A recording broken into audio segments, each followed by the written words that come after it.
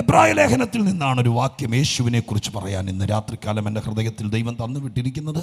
ഞാൻ ആ വാക്യം ദൈവസന്നിധിയിൽ വായിക്കാൻ അപേക്ഷിച്ചിട്ടുണ്ട്. ഉച്ചഭാഷണിക്കൂടെ വായിച്ച് കേൾപ്പിക്കും. 7-ാം അധ്യായം 25-ാം വാക്യമാണ് എബ്രായ ലേഖനത്തിൽ നിന്ന് വായിക്കുന്നത്. ആ വാക്യം വായിക്കുമ്പോൾ നിങ്ങളെല്ലാവരും ശ്രദ്ധിക്കാൻ അപേക്ഷിക്കുന്നു. 7-ാം അധ്യായം 25-ാം വാക്യം. അതുകൊണ്ട് താൻ മുഖാന്തരമായി ദൈവത്തോട് അടുക്കുന്നവർക്ക് വേണ്ടി പക്ഷപാതം ചെയ്യുവാൻ സദാ ജീവിച്ചിരിക്കുന്നവനാകിയാൽ അവരെ പൂർണ്ണമായി രക്ഷിപ്പാൻ അവൻ പ്രാപ്തനാകുന്നു. മതി മതി മതി. സ്തോത്രം. അവിടെ എഴുതിയിരിക്കുന്ന വാക്ക് നിങ്ങൾ ശ്രദ്ധിച്ചോ? ആ വാക്യം ഒരു ക്രിസ്തു കേന്ദ്രീകൃതമായ വാക്യമാണ്. യേശു ക്രിസ്തുവിനെ കേന്ദ്രീകരിച്ചുള്ള വാക്യമാണത്. വേദപുസ്തകം ഒരു വിഷയനിബിഡമായ പുസ്തകമാണ് എന്ന് പറഞ്ഞാൽ നിങ്ങൾക്ക് എത്ര പേർക്ക് മനസ്സിലായി? ഏതെങ്കിലും ഒരു കുടുംബക്കാരുടെ ചരിത്രം മാത്രം എഴുതിയിരിക്കുന്നൊരു പുസ്തകമല്ലിത്. ഏതെങ്കിലും ഒരു യുദ്ധചരിത്രമോ ഒരു സംഭവമോ എഴുതിയിരിക്കുന്ന ഒരു പുസ്തകമല്ല. ഭൂമിയും ആകാശവും നക്ഷത്രങ്ങളും മനുഷ്യനുമൊക്കെ എങ്ങനെ സൃഷ്ടിക്കപ്പെട്ടു എന്ന് എഴുതിയിട്ട് കുത്തിട്ട് അവസാനിപ്പിച്ചൊരു പുസ്തകമല്ലിത്. നൂറ്റാണ്ടുകൾ കൊണ്ട് എഴുതി തീർന്നൊരു പുസ്തകമാണ്.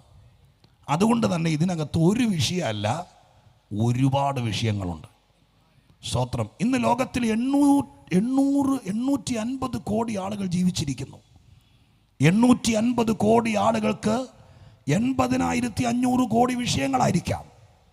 അത്രയും വിഷയങ്ങളുടെ പരിഹാരം ഈ പുസ്തകത്തിലുണ്ടെന്ന് ഞാൻ പറഞ്ഞാൽ നിങ്ങൾ വിശ്വസിക്കുമോ? സ്തോത്രം. ഹല്ലേലൂയ. ഏത് വിഷയത്തിനും വേദപുസ്തകം പരിഹാരം പറയുന്നുണ്ട്. അതുകൊണ്ട് ഞാൻ നിങ്ങളെ ചലഞ്ച് ചെയ്യുന്നു. സ്തോത്രം. കണ്ണടച്ചിരിട്ടാക്കരുത്. നിങ്ങളുടെ വിഷയത്തിൻ്റെ പരിഹാരം എവിടെ പോയിട്ടും കണ്ടില്ലെങ്കിൽ നിങ്ങൾ ദൈവത്തിൻ്റെ സന്നിധിയിൽ വാ. വേദപുസ്തകത്തിൽ നിന്ന് പറഞ്ഞു തരാം നിങ്ങൾക്ക് എന്ത് പറ്റിയെന്ന്. എവിടെയാണ് നിങ്ങൾക്ക് തകർച്ച പറ്റിയത്? നിങ്ങൾ എവിടെയാണ് ഒതുങ്ങിപ്പോയത്? നിങ്ങൾ തകരാൻ കാരണം എന്താണ്? ആ കാരണം വ്യക്തമായി എഴുതിയിരിക്കുന്ന ലോകത്തിൽ ഒരു പുസ്തകമുണ്ടെങ്കിൽ അത് വിശുദ്ധ ബൈബിള് മാത്രമാണ്. ബൈബിള് വിഷയാസ്പദമാണ്. ബൈബിളിനകത്ത് സഭയെക്കുറിച്ച് ഒരധ്യായമല്ല, സഭ എന്ന മഹാസൗധത്തെക്കുറിച്ച് വേദപുസ്തകത്തിനകത്ത് ചെതറിക്കിടക്കുക.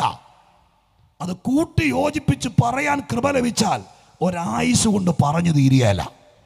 സ്വർഗത്തെക്കുറിച്ച് ലോകത്തിൽ മറ്റൊരിടത്തും പറയാത്ത കൃത്യനിഷ്ഠമായിരിക്കുന്ന സത്യസന്ധത വെളിപ്പെടുത്തിയിരിക്കുന്ന ഒരു പുസ്തകം ഉണ്ടെങ്കിൽ അത് ബൈബിള് മാത്രമാണ്. ഇപ്പം നിങ്ങൾ നാളെ ഒരു ബൈബിൾ മേടിച്ചിട്ട് സ്വർഗത്തെക്കുറിച്ച് സയൻസ് പുസ്തകം നോക്കുന്നത് പോലെ നോക്കിയാൽ കിട്ടിയല്ല.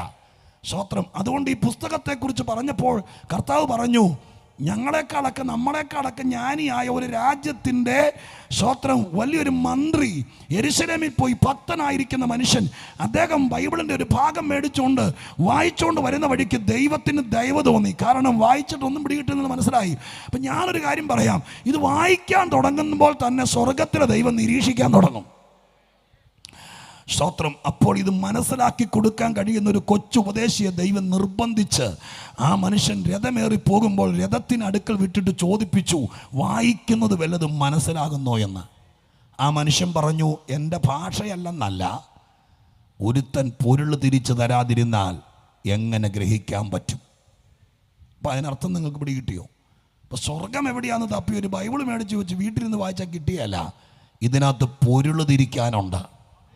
പൊരുള് തിരിക്കുന്നിടത്ത് വന്നാൽ നിങ്ങൾക്ക് ചതിക്കപ്പെടുകയല്ല, സത്യം ഗ്രഹിപ്പാനിടയാകും. സ്തോത്രം. ഹല്ലേലൂയ. ആളുകൾ ചോദിക്കാറുണ്ട്, ഞാൻ ഈ വല്ലപ്പോഴും കൊറോണയ്ക്കൊക്കെ ശേഷമാണ് ഇതുപോലെ സ്തോത്രം ആളുകൾ വിളിച്ച് മൈക്കും വെട്ടവും വെളിച്ചമൊക്കെ ഉള്ളിടത്ത് വന്ന് ഇങ്ങനെ നിന്ന് പ്രസംഗിക്കുന്നത്. എൻ്റെ പ്രധാന പണി വീടുകളിൽ പോയി ഈ കാര്യം ഒരാളെ കിട്ടിയാലും ഇരുന്ന് പറഞ്ഞു കൊടുക്കുക എന്നുള്ളത്. അത്രയും സുഖം വേറെ ഒന്നിനും കിട്ടിയല്ല. സ്തോത്രം. ഒരു മനുഷ്യനെ കിട്ടിയാൽ മതി, നിങ്ങൾ വിളിച്ചാലും വരാം. സ്തോത്രം. ഇരുന്ന് ഒരാളോട് പറയുക എന്നുള്ളതാണ്. അപ്പം അങ്ങനെ പറയാൻ പോകുന്ന വഴിക്ക് പലരും ഭയങ്കര അമിത ബുദ്ധിയുള്ളവർ ചോദിച്ചിട്ടുണ്ട്, ആർക്കറിയാം പാസ്റ്ററെ സ്വർഗത്തിൽ ആര് പോകുമെന്ന്? പാസ്റ്റർക്ക് പറയാമോ? പാസ്റ്റർ പോകുമോ? ആർക്കറിയാം? ഇത് വിചാരിച്ചിരിക്കുന്ന ലോട്ടറി എടുക്കും പോലെയാ, കിട്ടിയാ കിട്ടി, പോയാ പോയി. ഞാൻ നിങ്ങളോട് പറയാം, ഈ പുസ്തകം പഠിച്ചാൽ ഇന്ന് രാത്രി പറയാൻ പറ്റും നീ പോകുമോ ഇല്ലയോ എന്ന്. അതിന് രക്തം പരിശോധിക്കൊന്നും വേണ്ട. അപ്പൊ ഈ പുസ്തകത്തിന്റെ പ്രത്യേകത, ഇതിനകത്ത് മനുഷ്യൻ അറിയേണ്ട ഒരുപാട് വിഷയങ്ങളുണ്ട്. ലോകത്തിലെ ഒരു യൂണിവേഴ്സിറ്റിയും ഇറക്കിയ ഒരു കരിക്കുലത്തിലും ഇല്ലാത്ത അതിശക്തമായിരിക്കുന്ന വിഷയങ്ങളാൽ നിബിഡമായ ഒരു പുസ്തകമാണ് പ്രസംഗിക്കപ്പെടുന്നത്. ഇന്ന് രാത്രി ഞാൻ പറയാൻ പോകുന്ന കാര്യങ്ങൾ എനിക്കിപ്പോൾ ഇതുപോലത്തെ ഒരു വാക്യം വായിപ്പിക്കണമെന്നൊന്നില്ലായിരുന്നു, എനിക്കല്ലാതെ ഒന്ന് പറയായിരുന്നു. പക്ഷേ ഞാൻ ഈ വാക്യം വായിക്കാൻ കാരണം ഇത് പറയുന്നത് വചനത്തിൽ നിന്നാണ്. ആകാശവും ഭൂമിയും മാറിയാലും മാറിപ്പോകാത്ത വചനത്തിൽ നിന്നാണ്. ഇതിനകത്തൊരു വിഷയമുണ്ട്. അപ്പൊ ഇതൊക്കെ ഈ പുസ്തകത്തിനകത്ത് വിഷയമാണ്. നമ്മൾ വായിച്ചത് യേശുക്രിസ്തു എന്ന വിഷയത്തെ കേന്ദ്രീകരിച്ചുള്ള വാക്യമാണ്. ആ വാക്യത്തെ വിഭജിക്കാൻ പോവുക. സ്തോത്രം. എൻ്റെ ശ്രോതാക്കൾക്ക് എളുപ്പത്തിൽ കാര്യം മനസ്സിലാക്കാൻ വേണ്ടി യേശുവിനെ കേന്ദ്രീകരിച്ച് ഈ 25-ാം വാക്യം ആറായി തിരിക്കാം. ക്രിസ്തു കേന്ദ്രീകൃതമായിരിക്കുന്ന 6 പ്രധാനപ്പെട്ട കാര്യങ്ങൾ യേശുവിനെ സംബന്ധിച്ച് ഇതിനകത്തുണ്ട്. ഞാൻ 6 പറയാം.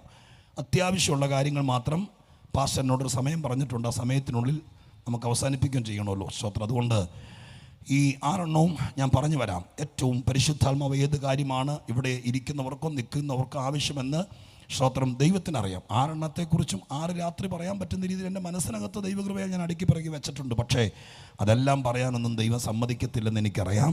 ഇവിടുത്തെ ആളുകളെ ദൈവത്തിനറിയാം. അവർക്ക് വേണ്ടത് ദൈവം പറയിപ്പിക്കും.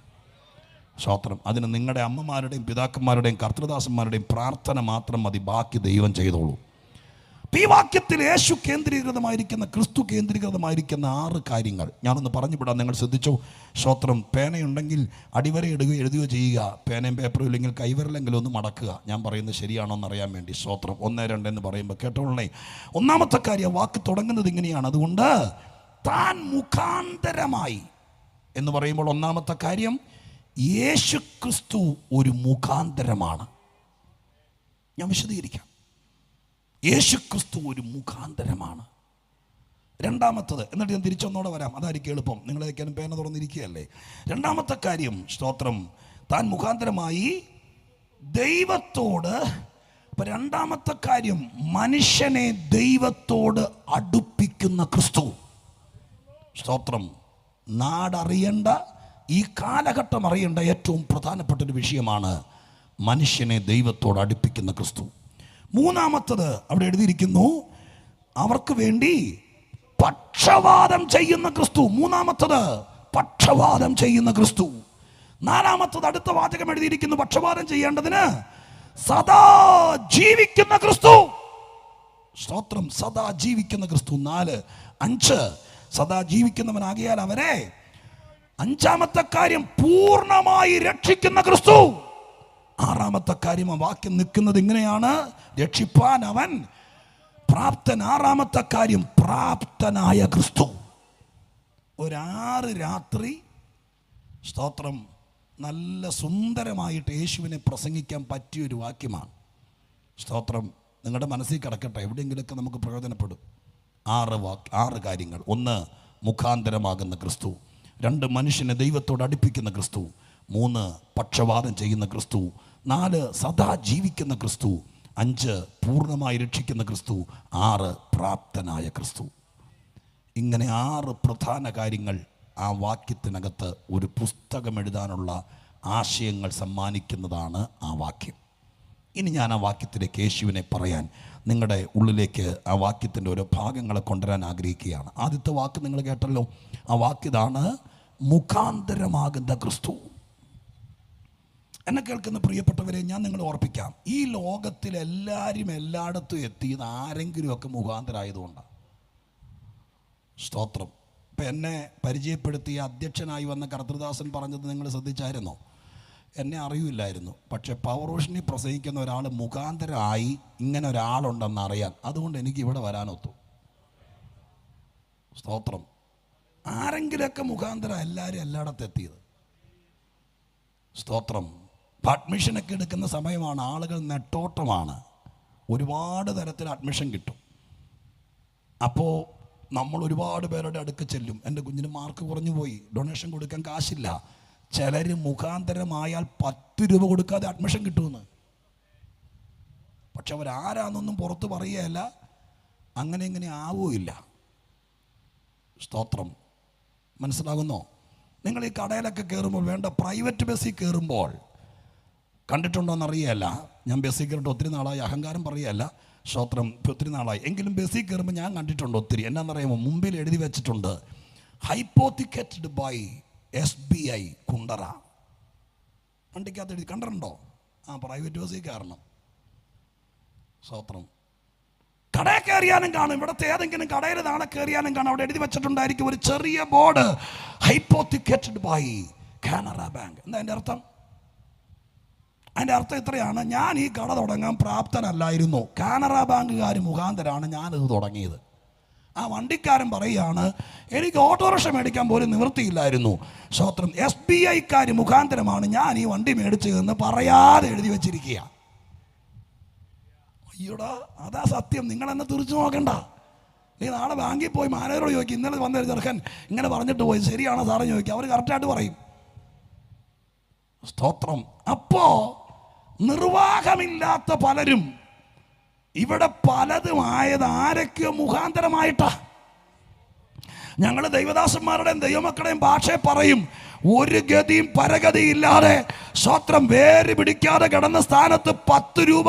ഞങ്ങളുടെയൊക്കെ ജീവിതത്തിൽ ഒരു പരമ്പരാഗത ക്രിസ്തീയ കുടുംബത്തിലാണ് ജനിച്ചതെങ്കിലും എൻ്റെ അപ്പം കുടിയനായി തകർത്ത്, സ്തോത്ര, ആധാരം കൊണ്ട് പണയം വെച്ച് കിട്ടിയ കാശ് മുഴുവൻ നശിപ്പിച്ച് ജീവിതം തകർത്ത് നടക്കുമ്പോൾ, സ്തോത്രം, ഞങ്ങളുടെ തകർച്ച അറിഞ്ഞ് ഒരു ദൈവദാസനും ഭാര്യയും കൂടി ഒരു 1.5 കൊല്ലം 1 രൂപയുടെ വണ്ടിക്കൂലി പോലും ഇല്ലാതെ 7-8 കിലോമീറ്റർ തൻ്റെ ഭാര്യയെ സൈക്കിളിൻ്റെ പുറകിലിരുത്തി, സ്തോത്രം, സൈക്കിള് ചവിട്ടി ഞങ്ങളുടെ വീട്ടിൽ വന്ന് കണ്ണുനീരോടെ ഞങ്ങളുടെ പഴയ ഓലപ്പരക്കകത്ത് മഴ പെയ്യുമ്പോൾ ഒലിച്ചിറങ്ങുന്ന വെള്ളം കൊണ്ട് ചാണകം മെഴുകിയ തറ കുഴഞ്ഞിരിക്കുമ്പോൾ അവിടെ മുട്ടുകുത്തി അവർ പ്രാർത്ഥിച്ചു. അവര് മുഖാന്തരമാണ് ഇന്ന് രാത്രി ഷാജി പാസ്റ്റർ എന്ന് പറഞ്ഞ ഒരാള്, സ്തോത്രം, ഹല്ലേലൂയ, അവരെ പേര് പറയാതെ ആമുഖമില്ലാതെ ഇന്ന് രാത്രികാലം ഇവിടെ എന്റെ അധ്യക്ഷൻ പറഞ്ഞു. പക്ഷെ അങ്ങനെ ആയത് പൊട്ടി വീണതല്ല, പിന്നെയോ ഇതിന്റെ പുറകിലൊക്കെ ആരൊക്കെയോ മുട്ടുകുത്താൻ മുഖാന്തരമായതാണ്. പലരും രക്ഷപ്പെടാൻ കാരണം, ചിലർ ജീവിച്ചിരിക്കാൻ കാരണം. മറക്കരുത്, ഇന്ന് രാത്രി ദൈവമക്കളുടെ ഇടയിൽ കർത്താവ് ചില ദൂതോടെ പറഞ്ഞു പോകുക. സ്തോത്ര, ഇരിപ്പ് കണ്ടാൽ നീയും യേശുക്രിസ്തു മാത്രമായിട്ട് അങ്ങ് തുടങ്ങിയതാ സഭ എന്ന് വിചാരിക്കുക. അല്ലല്ല, കേട്ടോളണം. ഹല്ലേലൂയ. നിനക്ക് വേണ്ടി കരയാൻ, പട്ടിണി കിടക്കാൻ, ആരുമില്ലാത്ത, വണ്ടിക്കൂലിക്ക് പോലും കാശില്ലാത്ത കാലത്ത്, ഒരുത്തൻ പോലും തിരിഞ്ഞു നോക്കാനില്ലാത്ത കാലത്ത്, സ്തോത്ര, കുഞ്ഞുങ്ങൾക്ക് പാല് പോലും കൊടുക്കാൻ നിവൃത്തിയില്ലാതെ നിശബ്ദമായി പട്ടിണി കിടന്ന് കരയാൻ ആരൊക്കെയോ ഈ നാട്ടിൽ ഉണ്ടായത് അവര് മുഖാന്തരമാണ് ഇവിടെ പല നന്മകളും വന്നത്. ഞാൻ ഇന്ന് രാത്രി യോഗം കഴിഞ്ഞിട്ട് വേണമെങ്കിൽ ഇരുന്ന് തരാം. ഈ ലോകത്തിലെ ഒരു മനുഷ്യനും പറയാൻ പറ്റിയല്ല, എനിക്കാരും വേണ്ട, സ്തോത്രം, എന്നെ ആരും നോക്കോ വേണ്ട, ഞാനങ്ങായി ഇല്ലില്ല. ആരെങ്കിലും മുഖാന്തരമായേ പറ്റൂ. സ്തോത്രം. വണ്ടി ഓടിക്കുന്നവർ ഇന്ന് രാത്രി ഇവിടെ ഉണ്ടല്ലോ, ആരൊക്കെയാന്ന് കൈയൊന്നും പൊക്കണ്ട, ഉണ്ടല്ലോ. സ്തോത്രം. കാശിൻ്റെ പെരുപ്പം കൊണ്ട് തന്നെ 10 ലക്ഷം രൂപയും പോക്കറ്റിലിട്ടുകൊണ്ട് പോയി മേശപ്പുറത്തേക്ക് ഇട്ട് കൊടുത്തിട്ട് തന്നെ അങ്ങ് ഓടിച്ചുകൊണ്ട് പോരുമായിരുന്നോ? അല്ല. സാർ എത്ര വലിയ ആളാണെങ്കിലും ഒരു കൊച്ചു ചേട്ടൻ വണ്ടി ഓടിക്കാൻ പഠിപ്പിച്ച് ഇപ്പറ ഇരുന്നുണ്ട്. വണ്ടി ഓടിക്കാൻ പഠിച്ചിട്ടുള്ളവർക്കറിയാം, റോട്ടിൽ കൂടെ പോകുമ്പോൾ അറിയാം, നമ്മൾ ഡ്രൈവിംഗ് സീറ്റ് ഇരുത്തി സ്റ്റിയറിംഗ് നിന്നിട്ട് മറ്റേ ചേട്ടൻ ഇപ്പറ ഇരിക്കും. റോഡ് സൈഡിൽ നിൽക്കുമ്പോൾ നോക്കുമ്പോൾ അറിയാം, കാണ്ടാ സ്തോത്രം, വണ്ടി ഓടും. പക്ഷെ ഇപ്പറയാണ് ബ്രേക്കും ക്ലച്ചും എല്ലാം. മനസ്സിലായോ? സ്തോത്രം. അപ്പുറം ഇരുന്നപ്പോൾ ആൾക്കാർ വിചാരിച്ചു നമ്മളാ ഓടിച്ചതെന്ന്. നമ്മളല്ല ഓടിച്ചത്, നമ്മളാ ഓടിച്ചെന്ന് തോന്നിയുള്ളൂ. മറ്റേ ചേട്ടൻ മുഖാന്തര വണ്ടി ഓടിക്കാൻ പഠിച്ചത്. പിന്നെ രാത്രി ഇതൊക്കെ ഈ ലോകത്തിൽ സത്യമാണെങ്കിൽ അതിനേക്കാളൊക്കെ അപ്പുറം, സ്തോത്രം, ആരും സഹായിക്കാനില്ലാത്ത, മനുഷ്യൻ സഹായിച്ചാൽ നടക്കാത്ത ചില കേസുകൾ ജീവിതത്തിൻ്റെ പ്രത്യേക ടേണിങ്ങുകളിൽ വരും. അവിടെ ആരുമില്ലെന്നോർത്ത്, ഇതുപോലെയൊന്നും പറയാനോ ഇത് പറയുന്നതൊന്നും കേൾക്കാനോ മനസ്സില്ലാത്തവൻ ആരുമില്ലെന്നോർത്ത് ഒരു മുഴം കയറിലോ അപ്പുറയുള്ള റെയിൽവേ ട്രാക്കിലോ തലവെച്ച് തീരുമ്പോൾ ഞങ്ങളെപ്പോലുള്ളവർ വിളിച്ചു പറയും, ചാവരുത്, നിനക്ക് മുഖാന്തരമാകാൻ നിന്റെ കയ്യിൽ നയാ പൈസ ഇല്ലെങ്കിലും, നിന്റെ വീട്ടുകാർ നിന്നെ തള്ളിക്കളഞ്ഞാലും, സ്തോത്രം, തകർന്നവന് മുഖാന്തരമാകാൻ ഒരുവൻ ഇന്ന് രാത്രികാലം ഇവിടെ വന്നിട്ടുണ്ട്. അവനാണ് കർത്താവായ യേശു. ഹല്ലേലൂയ. ഇന്ന് രാത്രികാലം എന്നെ കേൾക്കുന്ന പ്രിയപ്പെട്ട സഹോദരങ്ങളെ, നിങ്ങൾക്ക് ആരുമില്ലെന്നുള്ള ഭാരം വേണ്ട, നിങ്ങളെ സഹായിക്കാൻ ആരും ഇല്ലെന്നുള്ള ചിന്ത വേണ്ട. എല്ലാം ഇന്ന് രാത്രി പറിച്ചു കളഞ്ഞിട്ട് ആത്മാവിൽ പറ, കർത്താവായ രക്ഷകൻ ഇന്ന് രാത്രി ഒരു കുടുംബത്തിന് മുഖാന്തരമായാൽ പിന്നെ അവനെ തോപ്പിക്കാൻ ഈ ലോകത്തിൽ ആർക്കും കഴിയില്ലെന്ന് അനുഭവിച്ചറിയുന്ന ഒരാളാണ് ഞാൻ. അതുകൊണ്ട് ഇന്ന് രാത്രി ഞാൻ നിങ്ങളോട് പറയാം, യേശു മുഖാന്തരമായാൽ നിന്റെ ജീവിതം രക്ഷപ്പെടും. നിന്റെ നന്മയ്ക്ക് കുറവ് വരികയില്ല. നിന്റെ പിള്ളേര് സമാധാനത്തോടെ കിടന്നുറങ്ങും. നീ ഇരുട്ടിനെ പേടിക്കേണ്ടി വരികയില്ല. യേശു മുഖാന്തരമായാൽ ഈ ലോകത്തിൽ മാത്രമല്ല, സമാധാനത്തോടെ മരിക്കാം, മരിച്ചിട്ട് അതിനപ്പുറം നിത്യതയിൽ പോകാം. യേശു മുഖാന്തരമായാൽ. ഹല്ലേലൂയ. അതുകൊണ്ട് ആധാരവും കയ്യിൽ പിടിച്ചുകൊണ്ട് ഒരു ബാങ്കിൽ ചെന്നിട്ട് ലോൺ പോലും കിട്ടാതെ, ഹല്ലേലൂയ. നമ്മളറിയില്ല, ഇപ്പോൾ കാലങ്ങളൊക്കെ മാറിപ്പോയി. 1-2 പ്രാവശ്യം നമ്മുടെ EMI അടയ്ക്കാതെ, അഥവാ മാസം തോറും അടയ്ക്കേണ്ട പൈസ അടച്ചില്ലെങ്കിൽ നമ്മുടെ സിവിൽ സ്കോർ പോകുന്ന ഇപ്പോഴത്തെ സ്ഥിതി എന്ന് പറഞ്ഞാൽ നമ്മൾ പോലും അറിയില്ല. പിന്നെ ലോകത്തിൽ ഒരു ബാങ്കിൽ പോയാൽ പോലും കാശ് കിട്ടില്ലെന്ന്. ഇപ്പം ഗതികേട് കൊണ്ട്, നമ്മുടെ നിർവാഹക്കേട് കൊണ്ട് നമുക്ക് പറ്റിപ്പോയി, നമ്മുടെ മറ്റൊരു ലിസ്റ്റിൽപ്പെടുത്തി. പക്ഷെ നിങ്ങൾ ഇന്ന് രാത്രികാലം പേടിക്കണ്ട. ഈ ലോകം മുഴുവൻ നിങ്ങളെ കരിമ്പട്ടികപ്പെടുത്തിയാലും, സ്തോത്രം, യേശു ക്രിസ്തു മുഖാന്തരമായാൽ ശവക്കുഴിയിൽ നിങ്ങൾക്ക് എഴുന്നേറ്റ് പോരാം. ഈ രാത്രി ഈ യോഗത്തിൻ്റെ ഇടയിൽ ലാസർ വന്നിരുന്നായിരുന്നെങ്കിൽ എന്നെ കൂടെ അയാൾ പ്രസംഗിപ്പിക്കില്ലായിരുന്നു. സ്തോത്രം. എനിക്ക് തോന്നുന്നു നിങ്ങൾക്കൊരു 10-20% ആൾക്കാർക്ക് മാത്രമേ യേശു മുഖാന്തരം ആയുള്ളൂ. ഇന്ന് രാത്രികാലം ലാസർ ഇവിടെ ഉണ്ടായിരുന്നെങ്കിൽ പറഞ്ഞേനെ, എല്ലാവരും കൂടി പൊതിഞ്ഞു കെട്ടി. സ്തോത്രം. ഒരു കല്ലറയിലല്ല, അവിടെ എഴുതിയിരിക്കുന്നത് ഇങ്ങനെയാണ്, അവനെ കൊണ്ടുപോയി കല്ലറയിൽ വെച്ചെന്നൊക്കെയാണ് പറഞ്ഞിരിക്കുന്നത്. പക്ഷേ യേശു അടുത്ത് ചെന്നപ്പോൾ എഴുതിയിരിക്കുന്ന ഒരു വാക്കുണ്ട്, അതൊരു ഗുഹയായിരുന്നു. എന്നർത്ഥം എന്താ? യേശു വന്നപ്പോഴാണ് മനസ്സിലായത് ഇത് കല്ലറയല്ല, ഗുഹയാന്ന്. സ്തോത്രം. അതിനകത്ത് കൊണ്ടുപോയി കളഞ്ഞതാണ്. പക്ഷെ വീണ്ടും പന്തിയിലിരിക്കാൻ ലാസർ ഉണ്ടായിരുന്നു. ലാസറിനോട് ചോദിച്ചാൽ പറയും, സ്തോത്രം, കാറ്റടിച്ചപ്പോൾ എഴുന്നേറ്റ് പോകുന്നതല്ല, മരുന്ന് കുത്തിവെച്ച് പൊങ്ങി വന്നതല്ല, പിന്നെ എങ്ങനാ? യേശു മുഖാന്തരമായി.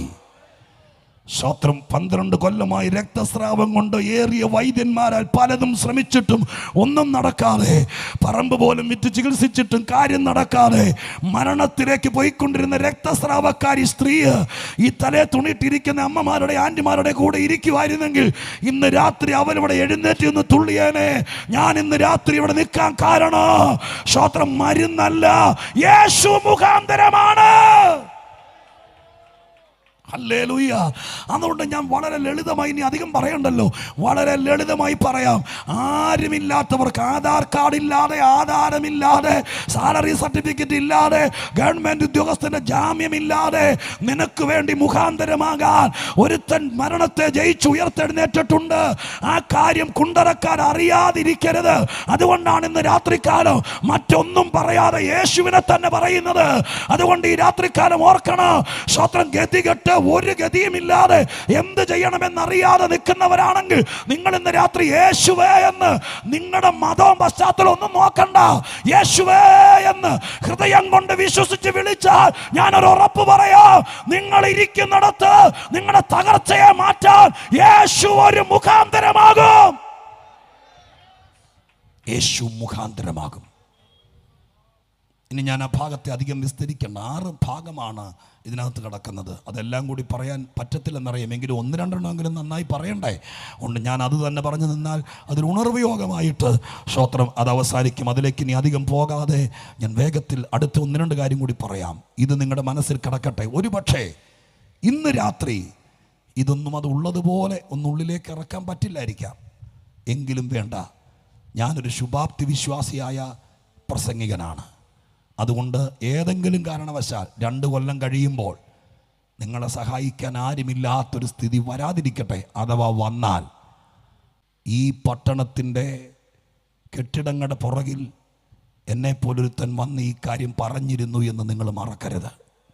അത്രയും ഉദ്ദേശം. ഇന്ന് രാത്രി നിങ്ങളെ പിടിച്ച് ഇതിനകത്ത് കൊണ്ടുവന്ന് മുമ്പിലൊന്നും കയറ്റണമെന്ന് ഒരു ആവേശം എനിക്കില്ല. ഒറ്റ പ്രാർത്ഥനയുള്ളൂ, കർത്താവേ, ഇത് കേട്ട ആരെങ്കിലും ഒരാൾ നാളെ ആരുമില്ലാതെ ഒറ്റപ്പെട്ടാൽ അവനെ ശത്രു കൊണ്ടുപോയി ആത്മഹത്യയുടെ മുനമ്പിൽ നിർത്തരുത്. അവൻ്റെ മനസ്സിനകത്ത് തോന്നണം, മുഖാന്തരമാകുന്നൊരു ക്രിസ്തു ഉണ്ടെന്ന്. ഞാൻ ആ കടത്തിണ്ണയിൽ നിന്ന് കേട്ടതാണ്. ആ യേശു ആരാന്ന് അന്വേഷിക്കാൻ ഇന്നൊന്നും വേണ്ടെന്നേ. 10 മാസം കഴിഞ്ഞിട്ടാണെങ്കിലും കുഴപ്പമില്ല. അന്ന് യേശുവിനെ വിളിച്ചാൽ അന്നും വരാൻ അവൻ തയ്യാറായ ദൈവമാണ്. സ്തോത്രം. അതുകൊണ്ട് ഈ രാത്രി ഞാൻ ആത്മാർത്ഥമായി പറയാം, മറക്കരുത്, മനസ്സിനകത്ത് നിന്ന് യേശു ഒരു മുഖാന്തരമാണ്. രക്ഷപ്പെടാൻ ആഗ്രഹിക്കുന്നവർക്ക്, ജീവിക്കാൻ ആഗ്രഹിക്കുന്നവർക്ക്, ചികിത്സിക്കാൻ പണമില്ലാതെ ഡയാലിസിസ് പോലെയൊക്കെ ഈ കാലം വല്ലാതെ ആയിപ്പോയില്ലേ. സ്തോത്രം. ഇവിടെ അടുത്തുള്ള ഒരു ആസ്പത്രി പോയി, ക്ഷീണമാണ്, കണ്ണ് വെളുത്തിരിക്കുന്നു, സ്തോത്രം, ഭയങ്കര ഉറക്കമാണെന്നൊക്കെ പറഞ്ഞ് ചെല്ലുമ്പോൾ ഡോക്ടർ രക്തം പരിശോധിക്കാൻ പറഞ്ഞു. രക്തം പരിശോധിച്ച് കഴിയുമ്പോൾ കൂടെ ആരെങ്കിലും വന്നിട്ടുണ്ടോ എന്ന് ചോദിക്കുമ്പോഴേ നമ്മുടെ ചങ്കെടുപ്പ് കൂടും. സ്തോത്രം. നമ്മളെ പുറത്തേക്ക് ഇറക്കിയിരുത്തിയിട്ട് കൂടെ വന്നവരോട് അമ്മയും കൊണ്ടല്ലെങ്കിൽ അപ്പനെയും കൊണ്ട് തിരുവനന്തപുരത്ത് RCC വരെ പോകണം എന്ന് പറഞ്ഞാൽ തീർന്നില്ലേ? സംഭവിക്കാതിരിക്കട്ടെ. 1-2 രൂപ കൊണ്ടൊന്നും ചികിത്സ തീരുകയില്ല. അങ്ങനെയൊക്കെ പ്രശ്നം വന്നാൽ വീട് വിറ്റാലും പണവും പോവും, ആളും പോവും. അതാണ് നമ്മൾ കാണുന്നത്. പക്ഷെ അതിനിടയിൽ നിങ്ങൾ മറക്കരുത്, യേശു ഒരു മുഖാന്തരമാണ്. ജീവിക്കാൻ കൊതിക്കുന്നവർക്ക്, രക്ഷപ്പെടാൻ ആഗ്രഹിക്കുന്നവർക്ക്, സ്തോത്രം, നീരാളി പിടുത്തം പോലെ മദ്യത്തിനും മയക്കുമരുന്നിനൊക്കെ അടിമപ്പെട്ടു പോയിട്ട് ബോധം വരുമ്പോൾ രക്ഷപ്പെടാൻ ആഗ്രഹിക്കുന്ന ആരെങ്കിലും, രക്ഷപ്പെടാൻ നോക്കിയിട്ട് നടക്കാതിരിക്കുന്നവരുണ്ടെങ്കിൽ, എത്ര വലിയ പാപത്തിന്റെ നീരാളി പിടുത്തത്തിൽ നിന്നും അവനെ ചോര കൊണ്ട് കഴുകി വിശുദ്ധനാക്കി ദൈവമക്കളുടെ നടുവിൽ കൊണ്ടിരുത്താൻ മുഖാന്തരമാകുന്ന ഒരുവൻ ഇന്നും ജീവിക്കുന്നു. ആ ദൈവത്തെ ഇന്ന് രാത്രി ഞങ്ങൾ കരമുയർത്തി പ്രഖ്യാപിക്കുന്നു. ആ യേശുവിനെ ഞങ്ങൾ ഉയർത്തുകയാണ്. ഹല്ലേലൂയ.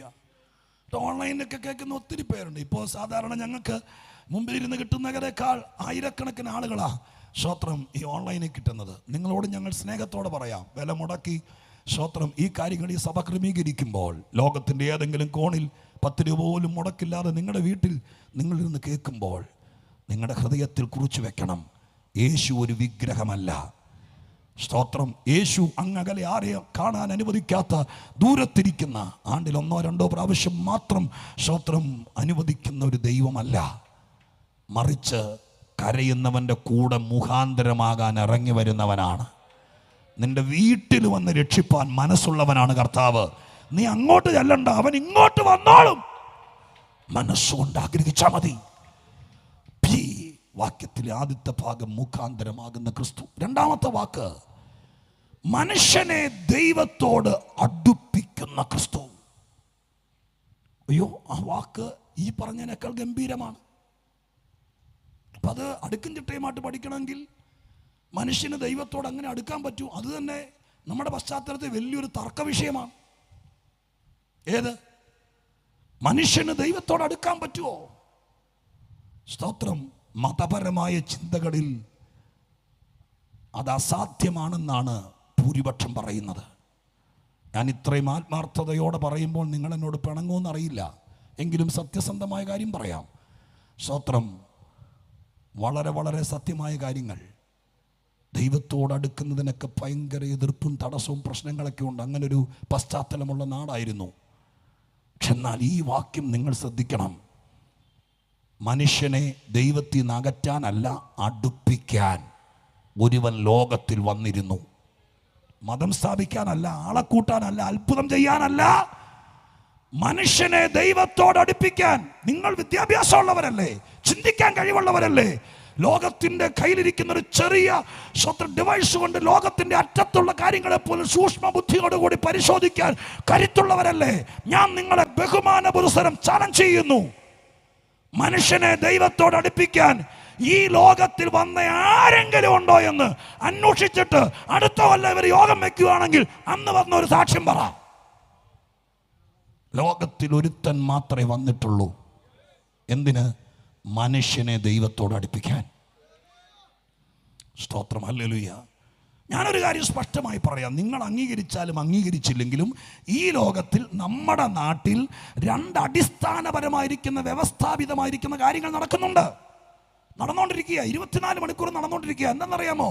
ഒന്ന്, മനുഷ്യനെ ദൈവത്തോട് അടുപ്പിക്കുന്ന വലിയൊരു പ്രക്രിയ നടക്കുന്നുണ്ട്. മനുഷ്യനെ ദൈവത്തോട് അടുപ്പിക്കുന്നു. ഇന്ന് രാത്രി ഇന്നലെ ഇവിടെ തുടങ്ങിയിരിക്കുന്നത് വേറെ ഒന്നുമല്ല, ഏതെങ്കിലും വിധത്തിൽ ഈ യോഗത്തിൽ പങ്കെടുക്കുന്നവർക്ക് ദൈവത്തോട് ഇത്രയും അടുപ്പം ഉണ്ടായിരുന്നെങ്കിൽ അവരെ 4 ദിവസം കൊണ്ട് ഇത്രയും അടുപ്പിക്കുക എന്നുള്ളതാണ് ഈ യോഗത്തിന്റെ ഉദ്ദേശം. അതിനു വേണ്ടി ദൈവമായ കർത്താവ് ഇവിടെ സ്ഥാപിച്ച സ്ഥാപനമാണ് ദൈവത്തിന്റെ സഭ. അതിനെയൊക്കെ തെറ്റിദ്ധരിച്ച് ഒരുമാതിരി മണ്ണെണ്ണ ഒഴിച്ച് കത്തിച്ച് ആക്ഷേപിച്ച് ചവിട്ടിപ്പൊളിച്ച് എൻ്റെ ദൈവമേ ഏതൊക്കെ വിധത്തിലാ സ്തോത്രം മതമിളകിയ നിലവാരത്തിൽ കാണിക്കുന്നത്. ഞാൻ നിങ്ങളോട് സ്നേഹത്തോടെ പറയാം, ഞാൻ തുറന്നു പറയാൻ ആഗ്രഹിക്കുക. സ്തോത്രം, ദൈവം തൻ്റെ പുത്രൻ്റെ ചോരയാൽ ഇവിടെ സ്ഥാപിച്ച ദൈവത്തിൻ്റെ സഭയ്ക്ക് ഒരു ഉദ്ദേശമുള്ളൂ, 2 ഉദ്ദേശമില്ല. കള്ളനാണയങ്ങളൊക്കെ ആരെങ്കിലും കണ്ടേക്ക്, അവരെ തെരഞ്ഞു പിടിച്ചോളൂ. പക്ഷെ സത്യമായി പറയാം, ലോകത്തിൽ മനുഷ്യനെ ദൈവത്തോട് അടുപ്പിക്കാൻ ദൈവം തുറന്ന ഒരേ ഒരു സ്ഥാപനമുണ്ടെങ്കിൽ അത് കർത്താവിന്റെ ചോര കൊണ്ട് സമ്പാദിച്ച ദൈവത്തിന്റെ സഭയാണ്.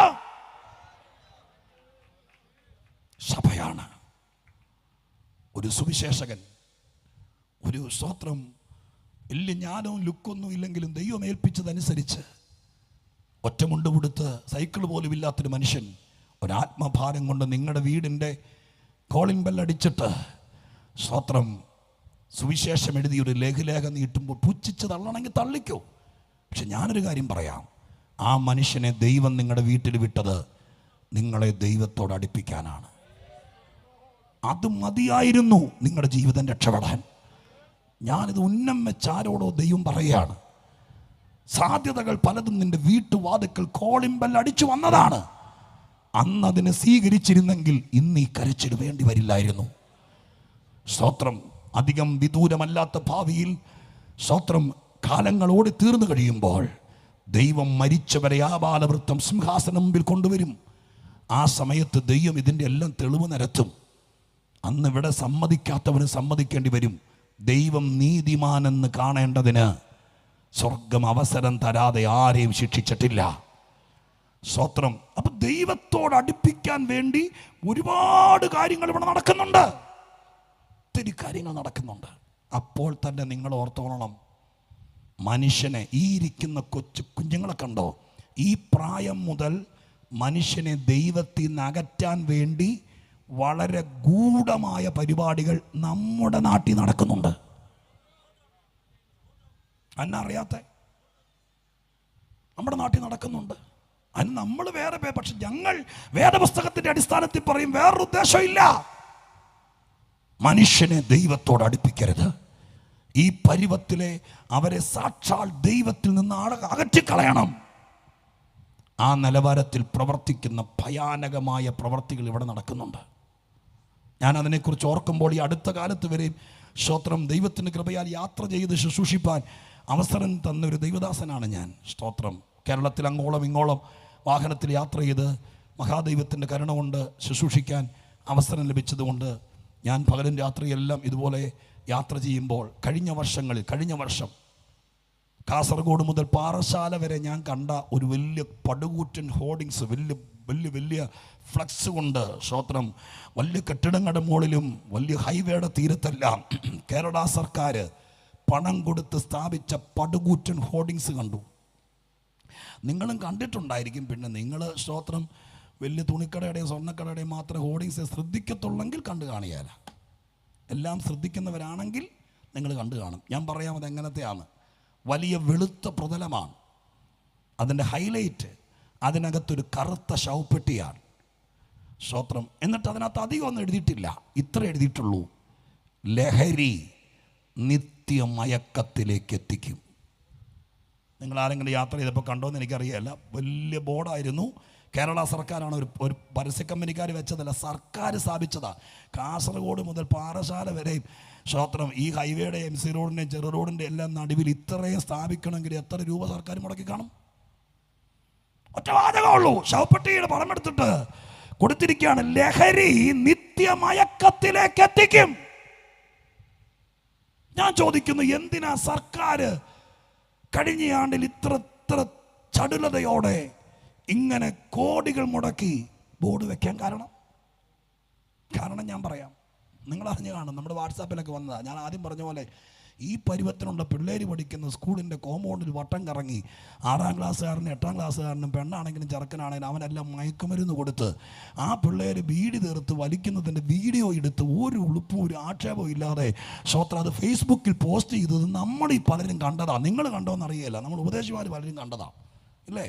സ്വത്രം ഒരു പണ്ടൊക്കെ അപ്പൻ്റെ മുമ്പിൽ മീശ മുളച്ച് ഒരു 26-കാരനാണെങ്കിൽ പോലും അഥവാ അബദ്ധത്തിൽ കൊതിയേറിയ ഒരു ബീഡി വലിച്ചാൽ അപ്പൻ്റെ മുമ്പിൽ വരാൻ പേടിക്കുന്നവൻ, ഈ പറയുന്ന 8ാം ക്ലാസ്സുകാരൻ, അവൻ സ്വത്രം ബീഡി മേടിച്ച് അതിൻ്റെ ഉള്ളിലെ ചുക്ക കളഞ്ഞിട്ട് ലഹരി നിറച്ച് വലിച്ചിട്ട് വീഡിയോ കൂട്ടുകാരനെ കൊണ്ട് ഇടിപ്പിച്ചിട്ട് ഫേസ്ബുക്കിൽ ഇട്ടെങ്കിൽ അവൻ്റെ ചങ്കൂറ്റ തന്നെ.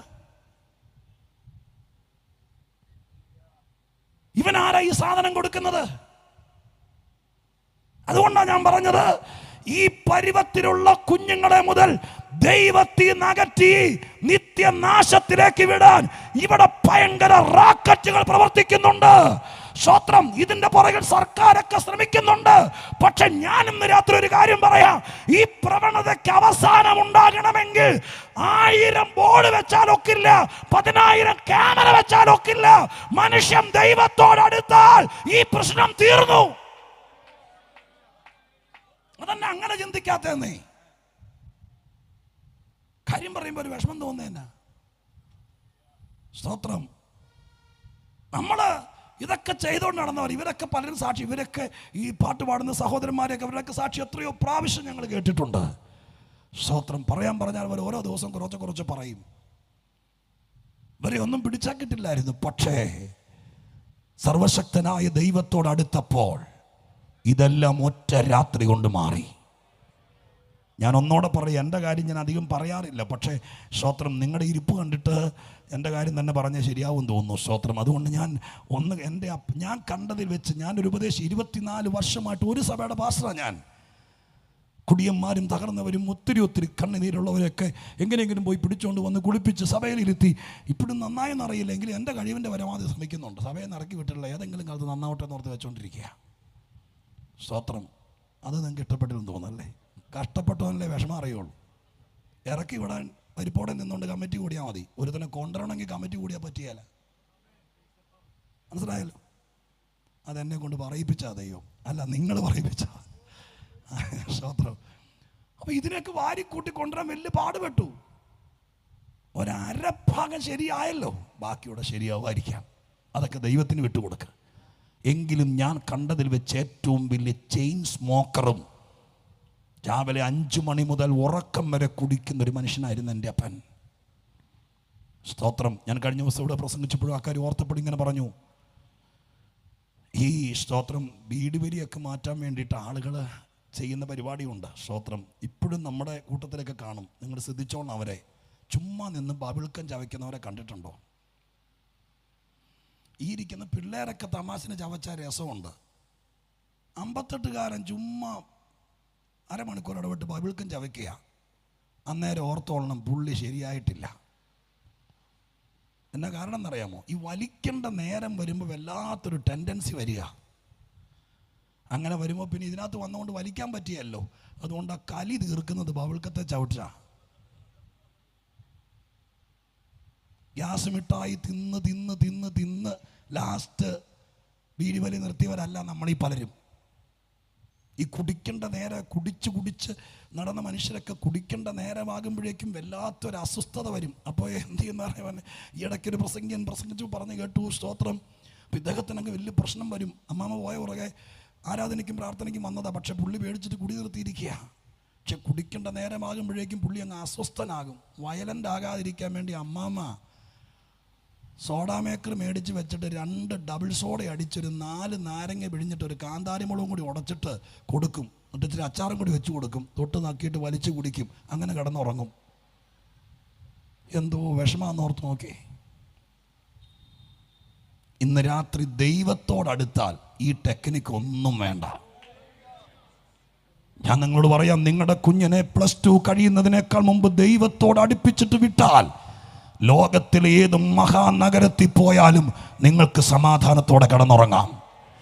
ഞാൻ തിരിച്ചു പറയാം, പൊന്നോമന മക്കളെ, ഇവിടെ നിന്ന് നെറ്റിയിൽ ഉമ്മയും കൊടുത്ത് തീവണ്ടി കയറി ശ്രോത്ര ഹൈ ക്ലാസ് ടിക്കറ്റ് എടുക്കാനില്ലാതെ മുണ്ട് മുറുക്കി കൊടുത്ത് ഇവിടെ മലയോരത്ത് പണിയെടുത്ത ഒരു അപ്പനും അമ്മയും കൂടെ ലോ ക്ലാസ് ടിക്കറ്റിൽ തീവണ്ടിയുടെ ഏറ്റവും പുറകിലെ കമ്പാർട്ട്മെന്റിൽ കൊച്ചിനെയും കയറ്റി ശ്രോത്രം ബാംഗ്ലൂരോ ഹൈദരാബാദോ ബോംബെയിലോ കൊണ്ടുപോയി ശ്രോത്രം അന്യായ കാശ് കൊടുത്ത് അഡ്മിഷൻ എടുത്ത് പഠിപ്പിക്കാൻ വേണ്ടി ഹോസ്റ്റലിൽ കൊടുത്ത് ഏൽപ്പിച്ചിട്ട് കെട്ടിപ്പിടിച്ച് കരഞ്ഞ് വിട്ടിട്ട് പോരാ നിവൃത്തിയില്ലാതെ ചങ്ക് പറച്ച് അവിടെ വെച്ചിട്ട് പോകുന്നത് പോലെ പോന്നിട്ട് 6 മാസം കഴിഞ്ഞപ്പോൾ അപ്പനെ മറന്ന് അമ്മയെ മറന്ന് സർട്ടിഫിക്കറ്റും കളഞ്ഞിട്ട് ബോധിച്ച വഴിക്ക് പോയി എത്രയോ പേരുടെ കഥകൾ നമ്മൾ കേട്ടിട്ടുണ്ട്.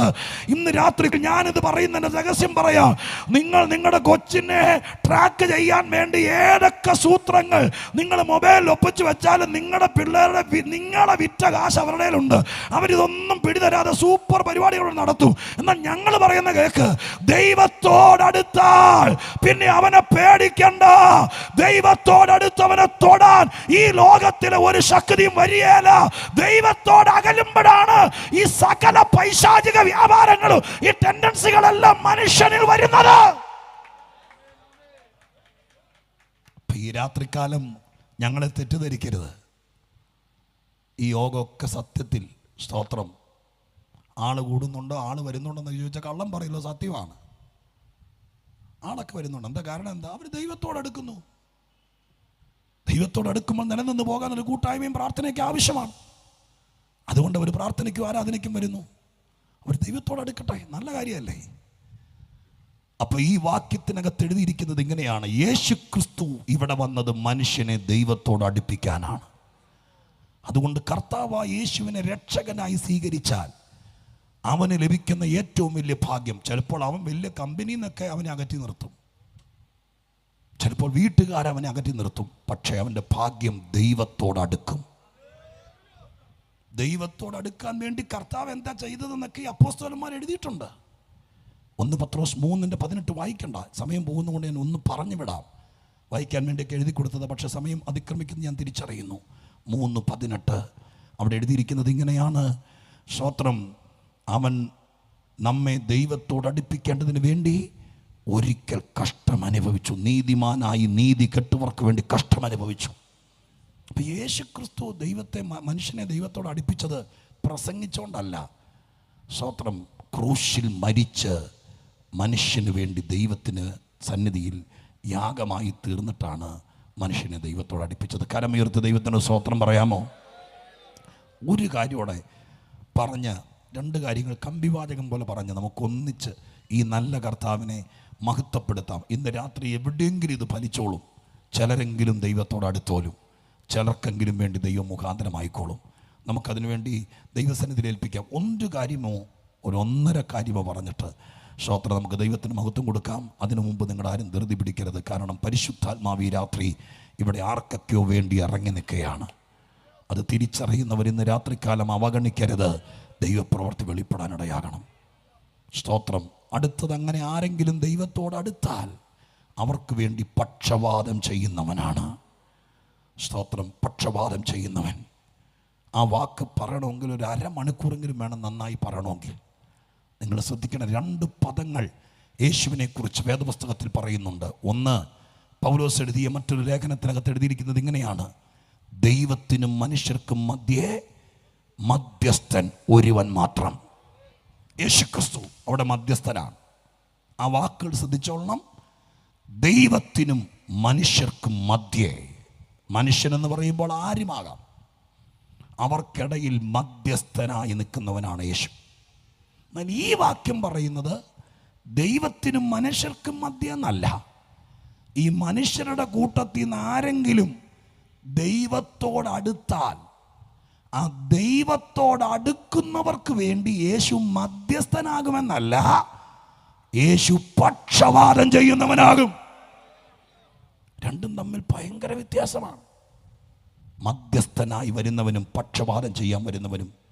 പക്ഷവാദം എന്ന വാക്കിനർത്ഥം പക്ഷം പിടിച്ചു വാദിക്കുന്നവൻ എന്ന് പറഞ്ഞാൽ നമുക്ക് വേണ്ടി പക്ഷം പിടിച്ചു വാദിക്കുക. സ്തോത്രം. നമ്മൾ ജയിക്കുന്നത് വരെ ആർക്ക് വേണ്ടിയിട്ടാണ്? എന്നെ ശ്രദ്ധിച്ച് കേട്ടെ. ദൈവത്തോടടുത്താൽ ഒരു പ്രശ്നം, ആളുകളുടെ അകത്ത് ഭയങ്കര പേടിയാണ്. എന്താ പേടിയെന്നറിയാമോ? സ്തോത്രം, ഒറ്റപ്പെടുമോ, തള്ളിക്കളയുമോ, നമ്മൾ ആകെപ്പോടെ പ്രശ്നത്തിലാകുമോ? നിങ്ങൾ ഇന്ന് രാത്രിക്കാലം ഈ വാക്യം കണ്ണു തുറന്ന് വായിക്ക്. യേശു ക്രിസ്തു മുഖാന്തരം നിങ്ങൾ ആരെങ്കിലും ദൈവത്തോടടുത്താൽ അന്ന് മുതൽ ഉത്തരവാദിത്വം ദൈവത്തിനായി. ആ വാക്യം പറയുന്ന അന്ന് മുതൽ നിനക്ക് വേണ്ടി യേശു പക്ഷവാദം ചെയ്യാൻ വരും. നിന്റെ പക്ഷം പിടിച്ചു. ഇന്ന് ഞാൻ ചോദിക്കട്ടെ, ഒരു പ്രശ്നം ഉണ്ടായാൽ ആരെങ്കിലും പക്ഷം പിടിക്കാൻ വരാനുണ്ടോ? ഉണ്ടെന്നൊക്കെ പറയും. എത്രയോ പേര് അനുഭവിച്ചിരിക്കുന്നു. സമയം വന്നപ്പോൾ ആരെയും കണ്ടില്ല. ഫോൺ പോലും സ്വിച്ച് ഓഫ് ചെയ്ത് വെച്ചവർ പലരും. പക്ഷെ ഇന്ന് രാത്രി ഞാൻ പറയാം, പാലം വലിക്കാത്തൊരു ദൈവമുണ്ട്. നീ ദൈവത്തെ വിശ്വസിക്കുകയും ദൈവത്തോട് അടുക്കുകയും ചെയ്താൽ അവർക്ക് വേണ്ടി യേശു പക്ഷവാദം ചെയ്യും. എത്ര തെളിവുകളാണെന്നറിയാമോ? സ്വത്രം കർത്താവ് പക്ഷവാദം ചെയ്യുന്നതിനെക്കുറിച്ച്. യേശുവിൻ്റെ കൂടെ ഞാൻ 1-2 തെളിവ് പറഞ്ഞോട്ടെ. യേശുവിൻ്റെ കൂടെ നടന്നവരെക്കുറിച്ച് സ്തോത്രം കർത്താവ് തന്നെ പറഞ്ഞ കാര്യങ്ങൾ. ഒരിക്കൽ സ്തോത്രം പറഞ്ഞു ഓർക്കുന്നുണ്ടോ? കർത്താവിൻ്റെ കൂടെ ശിഷ്യന്മാർ നടക്കുക. അങ്ങനെ നടക്കുന്ന സമയത്ത് പലസ്തീൻ നാട്ടിലെ വയൽ വിളഞ്ഞു നിൽക്കുക. ഇവർക്ക് വിശക്കുക. സ്തോത്രം. യേശുക്രിസ്തുവിൻ്റെ മാർഗം എന്ന് പറയുന്നത് യേശുവിൻ്റെ കൂടെ നടക്കുന്ന എല്ലാ ദിവസവും അന്തരീക്ഷത്തിൽ അപ്പം പിടിച്ചു കൊടുക്കുകയല്ല, കർത്താവിൻ്റെ കൂടെ നടന്ന് അവർക്ക് വിശന്നു എന്ന് ബൈബിളിൽ എഴുതി വെച്ചിരിക്കുന്നു. ഈ വിശന്ന് നടക്കുക, ആരെങ്കിലും കൊടുത്തിങ്ങനെ കഴിക്കാനുള്ളൂ. അങ്ങനെ വിശന്ന് നടക്കുമ്പോൾ ഈ പത്രോസും യോഹന്നാനും അന്ത്രയോസും ആരാണ്ടും ഈ കതിര് വറച്ച് തിന്നു. അയ്യോ, നിങ്ങൾ ഓർത്തേ, വിശന്നിട്ട് തമാശിന് ചുമ്മാ തത്തമ്മ കൊത്തിപ്പുറക്കുന്നത് പോലെ ഒരു കതിരെന്നൊരു നെൽമണി അടത്തി തിന്നതല്ല. വിശന്നിട്ട് കതിര് പറിച്ച് തിന്നപ്പോൾ ആ ഗതികേട് ഓർത്ത് നോക്കിയേ. വിശന്നിട്ട് കതിര് പറിച്ച് തിന്നപ്പോൾ പരീശന്മാർ വന്നിട്ട് യേശുവിനോട് കയർത്തിട്ട് പറഞ്ഞു, എന്നാ പണിയായി കാണിക്കുന്നേ? വല്ലോ നട്ട് വളർത്തിയിരിക്കുന്ന ഇത് നിന്റെ ശിഷ്യന്മാർ ആ കുറ്റം കണ്ടുപിടിക്കാൻ വേണ്ടി നടക്കുകയല്ലേ? അങ്ങനെ പറഞ്ഞപ്പോൾ യേശു ക്രിസ്തു നാണം കെടുത്താൻ വേണ്ടിയിട്ട് കൂടെ നടക്കുവാണെന്ന് ചോദിച്ചുകൊണ്ട് തിരിഞ്ഞു നിന്ന് ശാസിക്കുകയല്ല ചെയ്തത്. യേശു ക്രിസ്തു ആ വിമർശിച്ചവരോട് പറഞ്ഞു, സ്തോത്രം, നിങ്ങളുടെ വെല്ലിപ്പച്ചനായ ദാവീദ് പണ്ട് വിശന്നപ്പോൾ പുരോഹിതന്മാർക്ക് മാത്രം തിന്നാൻ പറ്റുന്ന കാഴ്ചയപ്പത്തിൻ്റെ മേശ ആരും അറിയാതെ പാഴ്സനാജി പോയി എരന്ന് മേടിച്ചു തിന്നത് നിങ്ങൾ ഓർക്കുന്നില്ലേ? അത്രോ ഇല്ലല്ലോ ഇത്. ആണ്ടേ സ്തോത്രം, നിങ്ങൾ മറ്റേ പരീക്ഷന്മാരുടെ കൂടെയാന്ന് തോന്നുന്നു. അപ്പൊ യേശു, സത്യത്തിൽ ഞാനൊരു കാര്യം പറയാം, മറ്റൊരുത്തൻ നട്ടു വളർത്തിയിരിക്കുന്ന സാധനത്തും പറിച്ചു തിന്നുന്നത് തെറ്റാണ്. പക്ഷെ യേശുവിനൊരു സ്വഭാവമുണ്ട്. അവൻ്റെ കൂടെ നിൽക്കുന്നവനെ ഒറ്റപ്പെടുത്താൻ യേശു വിട്ടുകൊടുക്കുകയല്ല. യേശു ഏറ്റെടുത്തിട്ട് പറഞ്ഞു, അത് നിങ്ങൾ പറയണ്ട, ഞാൻ തീർത്തോളാം. അവന് കൊടുക്കേണ്ട കോമ്പൻസേഷൻ ഞാൻ കൊടുത്തോളാം. ഞാൻ ദൈവമാണ്, ഞാനാണ് ആകാശത്തുനിന്ന് മഴ പെയ്യിക്കുന്നത്, ഞാനാണ് വിളവ് കൊടുക്കുന്നത്. അതിൽ നിങ്ങൾ കയറി പിടിക്കണ്ട. ആ വിഷമത്തിന് മറുപടി നിങ്ങൾ കേട്ടോളാം എന്ന് പറഞ്ഞു വിട്ടു. സ്തോത്രം. മനസ്സിലായോ? സ്തോത്രം. ഒരു ദിവസം യേശുവിനെ ചുമ്മാ നമ്മുടെ പിള്ളേരുടെ ഭാഷ പറഞ്ഞ ആക്കാൻ വേണ്ടി ഉണ്ടല്ലോ. അങ്ങനെ പറഞ്ഞാൽ തെറ്റൊന്നും അല്ലല്ലോ, പിള്ളേർ പറഞ്ഞുകൊണ്ട് നടക്കുന്ന ചുമ്മാ ആക്കാൻ വേണ്ടി പരീക്ഷന്മാർ വന്നിട്ട് പറഞ്ഞു, നിന്റെ ശിഷ്യന്മാർ എപ്പോൾ നോക്കിയാൽ ഈ തീറ്റ മാത്രമേ ഉള്ളൂ, മറ്റത് വിശന്നിട്ടാ. ഇപ്പൊ വന്നിട്ട് തീറ്റ മാത്രമേ ഉള്ളൂ, ഇവന്മാർ ഉപവസിക്കൊന്നും ഇല്ലേ? വേണമെങ്കിൽ യേശുവിന് പറയായിരുന്നു, വയറും തള്ളിക്കൊണ്ട് നടക്കാതെടാ, ഒരു നേരമെങ്കിലും ഉപവസിക്കും, നാണക്കേട് ഉണ്ടാക്കാതെ എന്ന് പറയായിരുന്നല്ലോ. യേശു പറഞ്ഞു, അതിനകത്ത് നിങ്ങൾ വിഷമിക്കണ്ട. മണവാളൻ കൂടെ ഉള്ളപ്പോൾ അവർ ഉപവസിക്കുകയല്ല, മണവാളൻ പോകും ഉപവസിച്ചോളും. അത് നിങ്ങളുടെ ഡൈനിങ് ടേബിൾ വേണ്ട. അപ്പൊ ആരുടെ പക്ഷ പിടിച്ചേ? ഇന്ന് രാത്രി ഞാൻ പറയാം, ഇനി നിങ്ങളിത് അറിഞ്ഞില്ലെന്ന് പറയരുത്. കർത്താവിനെ വിശ്വസിച്ചാൽ നിങ്ങളെ കർത്താവ് ഒറ്റിക്കൊടുക്കുകയല്ല. നിങ്ങൾക്കെതിരെ ഒരുവൻ വിരൽ ചൂണ്ടിയാൽ നിങ്ങളെ എവിടെ കുഴിച്ചിടും, നിങ്ങളുടെ കൊച്ചിൻ്റെ കാര്യം ആര് നോക്കും എന്നൊക്കെ പറഞ്ഞു വന്നാൽ നിങ്ങളുടെ ശവാടൊക്കെ ഒരു കെങ്കേമമാക്കും കർത്താവ്. അങ്ങനെ ചോദിച്ചാൽ നിങ്ങൾ രക്ഷപ്പെട്ടു. സ്തോത്രം. മനസ്സിലായോ? നിങ്ങളുടെ കൊച്ചിൻ്റെ കല്യാണം ചിലപ്പോൾ രാജകീയ പ്രതാപത്തിൽ നടത്തും. അങ്ങനെ ചോദിച്ചവരുടെ പിള്ളേരെയൊക്കെ സ്വർഗ്ഗം അതുപോലെ മാനിച്ചിട്ടുണ്ട്. അതിൻ്റെ സാക്ഷികൾ ഞങ്ങളുടെ കൂടെയുണ്ട്. അതുകൊണ്ട് ഇന്ന് രാത്രിക്കാലം ഇതൊന്നും കണ്ട് പേടിക്കരുത്. ആരെങ്കിലും ദൈവത്തോടടുത്താൽ അവൻ ഗ്യാരണ്ടിയായി അവന് വേണ്ടി പക്ഷപാതം ചെയ്യാൻ വരും. സ്തോത്രം. ലാസ്റ്റ് വാക്ക് ഞാൻ പറയാം. ലാസ്റ്റ് അടുത്ത പദം എഴുതിയിരിക്കുന്നത് ഇങ്ങനെയാണ്. സ്തോത്രം. ആ പദം അവൻ ആ പക്ഷപാതം ചെയ്യാൻ വേണ്ടി സദാ ജീവിക്കുന്നവൻ. സദാ ജീവിക്കുന്നവൻ നല്ല മലയാള പദമാണ്. പക്ഷെ ആ വാക്കിന് ഒരു ഇംഗ്ലീഷ് ടെർമിനോളജി ഞാൻ വായിച്ചു. സ്തോത്രം. എന്നെ ഒന്ന് കേൾക്കണേ, 2 മിനിറ്റോടെ എടുക്കുള്ളൂ, കേൾക്കണം. സ്തോത്രം. ഒരു ഇംഗ്ലീഷ് ഒരു സെൻറ്റൻസ് മക്കളെങ്കിലും കേൾക്കണം കേട്ടോ, നിങ്ങൾ കേൾക്കണം. ആ സെൻറ്റൻസ് ഇതാണ്: ഓൾവേസ് അവൈലബിൾ എന്ന് പറഞ്ഞാൽ എന്താ മക്കളെ? ഓൾവേസ്, എപ്പോഴും അവൈലബിളാണ്, സീസണില്ല. സ്തോത്രം. എപ്പോഴും.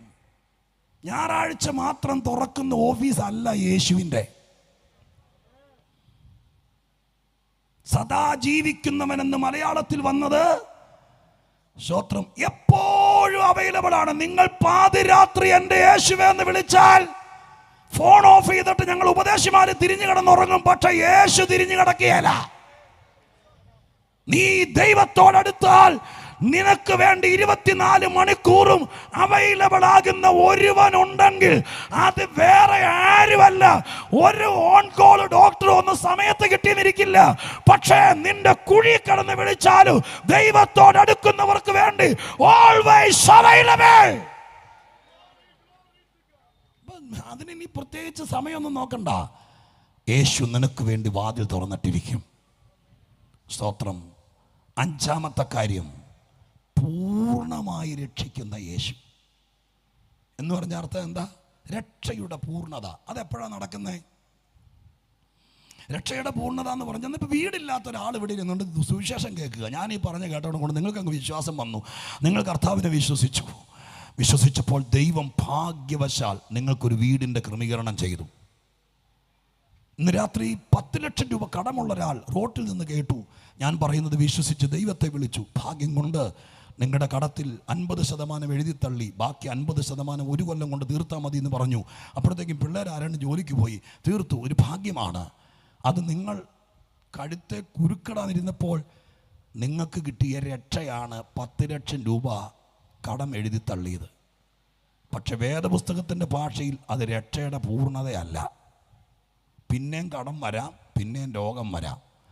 രക്ഷയുടെ പൂർണ്ണത എന്ന് പറയുന്നത്, നിങ്ങളിവിടെ 50 കൊല്ലോടെ ജീവിച്ച് മരിച്ച് നിങ്ങൾ അടക്കപ്പെട്ട് കഴിയുമ്പോൾ നിങ്ങളുടെ ആത്മാവ് സ്വർഗത്തിൽ ദൈവത്തിൻ്റെ അടുക്ക ചെല്ലണം.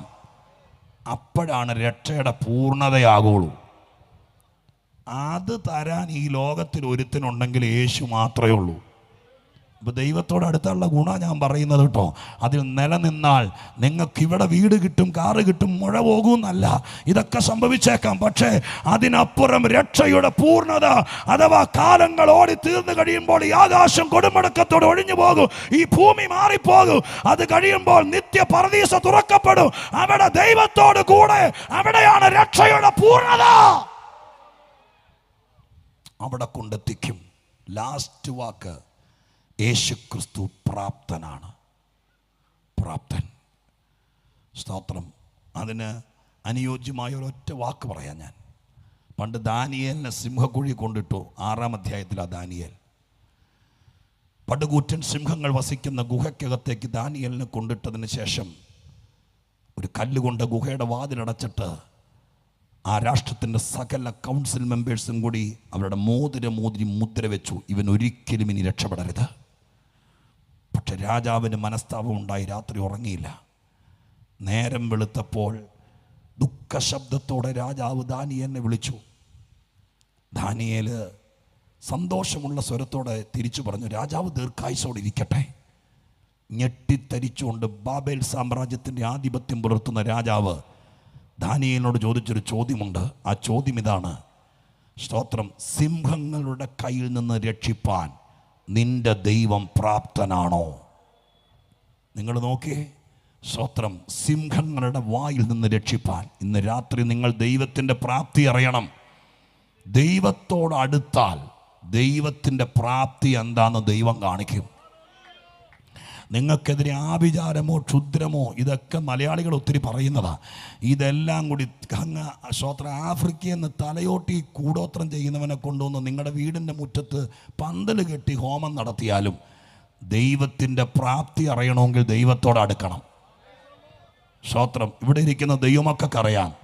സ്തോത്രം. വിശ്വസിക്കുന്നവർക്കറിയാം. ഇരുതോണി കാല് വെക്കുന്നവരല്ലെന്ന് ഞാൻ വിശ്വസിക്കുന്നു. അതുകൊണ്ട് ആത്മാവിൽ പറയാം, സ്തോത്രം, എൻ്റെ ദൈവത്തിൻ്റെ പ്രാപ്തി അറിയണമെങ്കിൽ നിനക്കെതിരെ ചിലർ എഴുന്നേക്കണം. ഫറവോൻ അറിഞ്ഞു ദൈവത്തിന്റെ പ്രാപ്തി, നെബൂഖദ്നേസർ അറിഞ്ഞു ദൈവത്തിന്റെ പ്രാപ്തി, ശോത്രഹലൽ ഇസ്രായേലിനെ വെല്ലുവിളിച്ച ഗോലിയാത്ത് അറിഞ്ഞു ദൈവത്തിന്റെ പ്രാപ്തി. അങ്ങനെ ദൈവത്തിന്റെ പ്രാപ്തി അറിയുന്നത് എപ്പോഴാണെന്നറിയാമോ? നിനക്ക് വിരോധമായി ആരെങ്കിലും നിൽക്കുമ്പോൾ അന്ന് നീ അറിയും, എനിക്ക് അബദ്ധം പറ്റിയതല്ല, ഞാൻ ദൈവത്തോട് അടുത്തത് നഷ്ടമായില്ല, അവന്റെ പ്രാപ്തിയാലാണ് ഞാൻ രക്ഷപ്പെട്ടത്. ഈ രാത്രി എൻ്റെ സന്ദേശം ഞാൻ ബൈബിൾ അടച്ച് അവസാനിപ്പിക്കുമ്പോൾ വേഗതയോടെ ഞാൻ പറഞ്ഞു തീർത്ത ഈ ഭാഗങ്ങളിൽ നിന്ന് ഒറ്റ കാര്യമുള്ളൂ: യേശു ക്രിസ്തു മനുഷ്യർക്ക് വേണ്ടി ലോകത്തിൽ വന്നവനാണ്. കർത്താവിൻ്റെ ആത്യന്തികമായ ലക്ഷ്യം ഇപ്പം അടാപിടിയുന്ന ആർക്കെങ്കിലും ഒരാൾക്ക് സൗഖ്യം തന്ന് വിടുന്നെന്ന് പോകാനല്ല. യേശുവിൻ്റെ ആത്യന്തിക ലക്ഷ്യം ഏതെങ്കിലും വിധത്തിൽ ഒരു വീട്ടിൽ നിന്ന് ഒരാളെങ്കിലും ദൈവത്തോടടുത്താൽ ആ വീട് രക്ഷപ്പെടും. സ്തോത്രം. അതുകൊണ്ട് ഇന്ന് രാത്രിക്കാലം എന്നെ കേൾക്കുന്ന അമ്മമാരും പിതാക്കന്മാരും ദൂരെ നിൽക്കുന്നവരും വേറെ ഒന്നും ചെയ്യണമെന്നില്ല. സ്തോത്രം. ദൈവസന്നിധിയിൽ ഇന്ന് രാത്രി നിങ്ങൾ മനസ്സുകൊണ്ട് ആഗ്രഹിക്കണം, ഇന്ന് രാത്രി ഇത് കേൾക്കുന്നതിനേക്കാൾ മുമ്പ് ഞാൻ എവിടെ നിന്നേന്ന് എനിക്കറിയാം, അതിനേക്കാൾ കുറേയും കൂടി ദൈവത്തോടടുക്കാൻ ഇന്ന് രാത്രി എനിക്ക് ആഗ്രഹമുണ്ടെന്ന് പറഞ്ഞാൽ മതി, ബാക്കി ദൈവം ഏറ്റു. നിൻ്റെ അഡ്മിഷൻ്റെ കാര്യമോ നിൻ്റെ ജോലിയുടെ കാര്യമോ 10 വട്ടം നിൻ്റെ കുഞ്ഞ് IELTS എഴുതിയിട്ട് എങ്ങും രക്ഷപ്പെടുന്നില്ല, പച്ച തൊടാതെ നിൽക്കുക. ഞാൻ ഇന്ന് രാത്രിക്കാലം നിങ്ങൾക്ക് ഉറപ്പ് തരാം, ദൈവത്തോടടുത്താൽ നിൻ്റെ ജീവിതരേഖ ദൈവം മാറ്റിയെഴുതും. നിനക്കെതിരെ നിൽക്കുന്ന സകല വിധികളും പൊടിച്ചെഴുതും. നിൻ്റെ ഗതികേട് ദൈവം മാറ്റും. സ്തോത്രം. സ്വർഗസ്ഥനായ ദൈവത്തിൻ്റെ കരം നിനക്ക് അനുകൂലമായിരിക്കും. യേശു ഒരു മുഖാന്തരമാണ്.